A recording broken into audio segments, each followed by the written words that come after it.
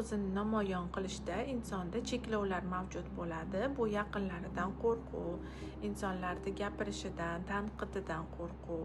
Agar siz o'zingizni endi namoyon qilishni boshlasangiz, atrof, muhit hamma sizni tanqid ostiga oladi va bu tanqid ichida sizni ichki qo'rquvlaringiz uyg'onib ketadi va o'zingizni xuddiki noto'g'ri ish qilyapti turgandek, xuddiki adashib qolyapti turgandek his qilishni boshlaysiz va yana qo'rquv uyg'onadi.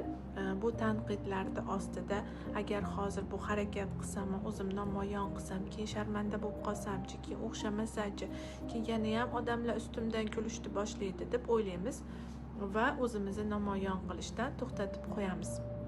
Bu paytda bilingki, atrofingizdagi har bitta tanqid qilyapti turgan insonlar bu o'zlarini ong doiralaridagi, o'zlarini dardlaridan kelib chiqib tanqid qiladilar.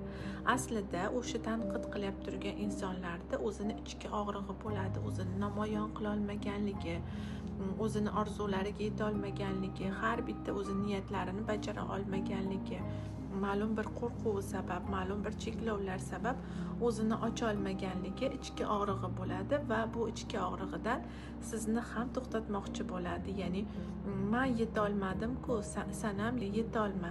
Ya'ni san ham o'zingni namoyon qila olma. Nega endi san o'zingni namoyon qilishing kerak? Nega endi san ochishing kerak? Nega endi san orzularing tomon ketishing kerak? To'xta, hech qachon ketmaysan deb tanqid qilishni boshlashadi. Va bu tanqidda agar qurboni bo'lib qolib siz o'zingiz orzularingizdan boshqalarni fikri deb kechadigan bo'lsangiz, o'zingizni namoyon qilishni to'xtatadigan bo'lsangiz, juda katta sarobni ichida qolib ketgan bo'lasiz.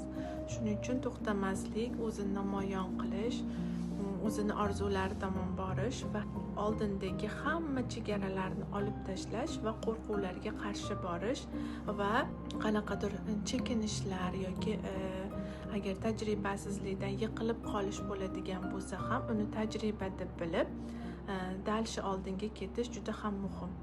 Shuning uchun aytgan bo'lardim, hech qanday tanqidga va atrofdagi gap so'zlarga e'tibor bermang, chunki har bitta inson o'zini ong doirasida, o'zini og'riqlardan kelib chiqib gapiradi.